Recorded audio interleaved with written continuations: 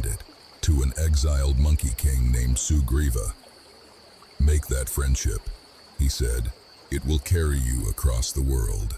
And an old ascetic woman named Shabari, who had waited out her whole long life in a hermitage on that road for one glimpse of Rama, fed them from her gathered stores and showed them the path down to the water.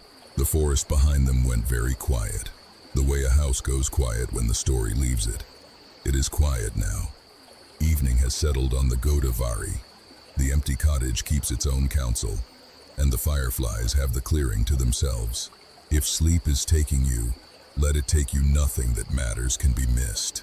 And the ones we love in this story are all exactly where fate needs them to be.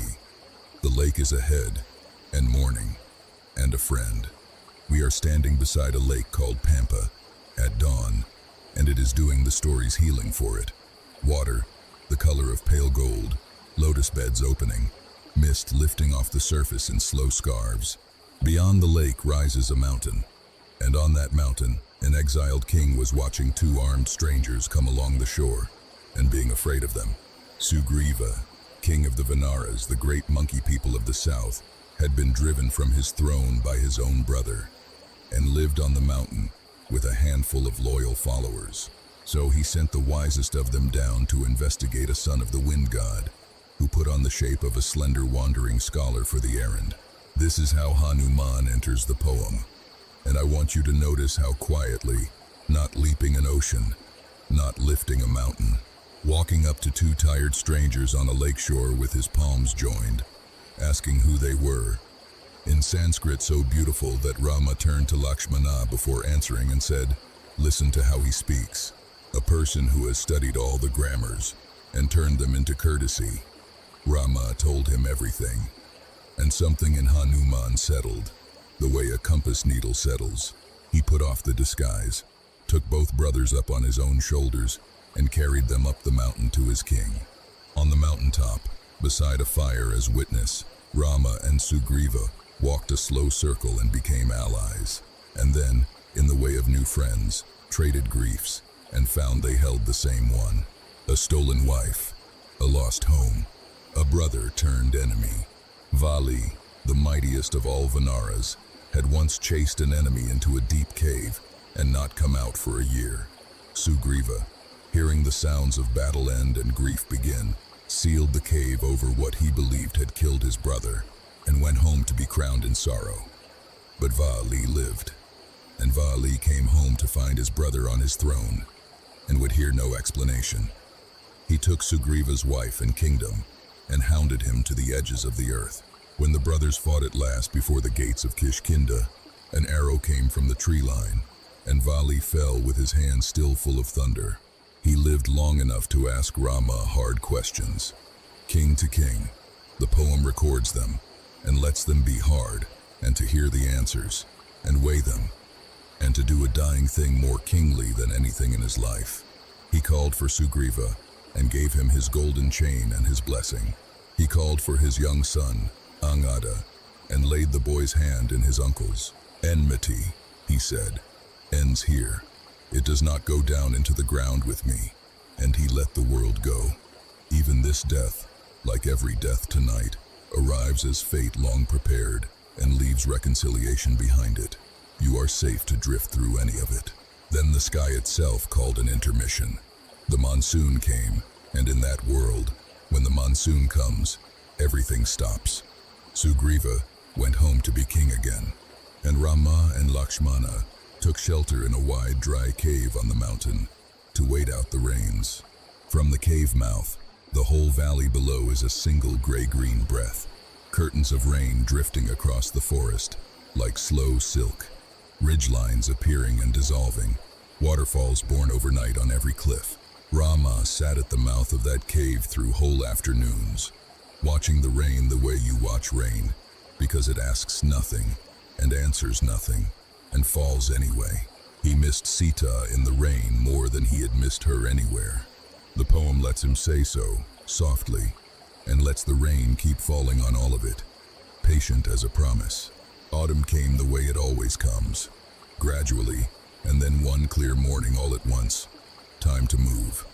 There was a stumble first. Sugriva grew comfortable, and it was Lakshmana who arrived in Kishkindha with thunder in his face to say so, and Hanuman who softened the moment before it broke anything.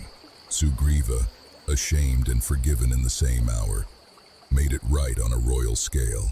He summoned the Vanara nations and flung them outward in 4 great search parties, east, north, west, and south.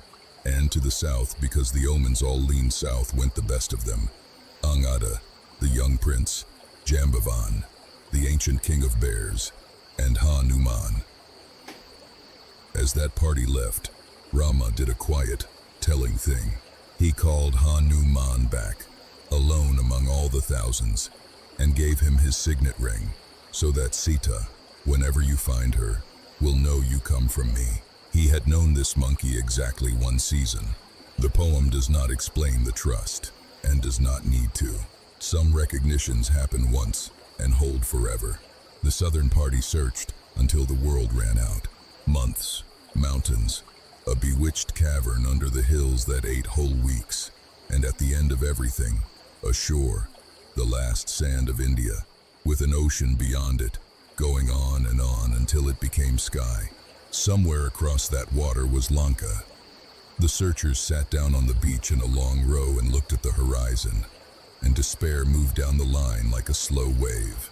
It was there, of all places, that Grace arrived on old wings, a great crippled vulture of the cliffs, Sampati, brother of Jatayu, who heard what had happened to the brave old eagle and paid the debt of grief with the one treasure he had, his far sight. "I see her," he said, looking 100 leagues out over the water. "A garden of Ashoka trees, a golden city. She lives, and she waits. 100 leagues of open sea." One by one the searchers named the distance they could leap, and one by one the numbers fell short. Then old Jambavan turned to the one of them who had gone very quiet, sitting apart, looking at the water. And the old Bear King reminded Hanuman of what he was, son of the wind, blessed in his cradle by every god at once, and of the curse laid on him in his mischievous boyhood, that he would forget his own strength, until the hour someone reminded him. This was the hour. The poem says, Hanuman began to grow. He stood on that beach and remembered himself, and grew, until the searchers were looking up at a figure against the first stars, and the mountain under his feet braced like a bow. Here we cross into the 5th book of the poem, and I will tell you a small, true thing about it. Only this one book is named for how it feels. Sundara, the beautiful. For centuries, when people have read just one book of the Ramayana for comfort, for auspiciousness, for company in a hard week, this is the book they have chosen. You are welcome to sleep straight through the most beautiful book of the poem. It has been slept through, lovingly, for 2,500 years, and it forgives everyone. The moon is out over the water. Let it hold the light for you.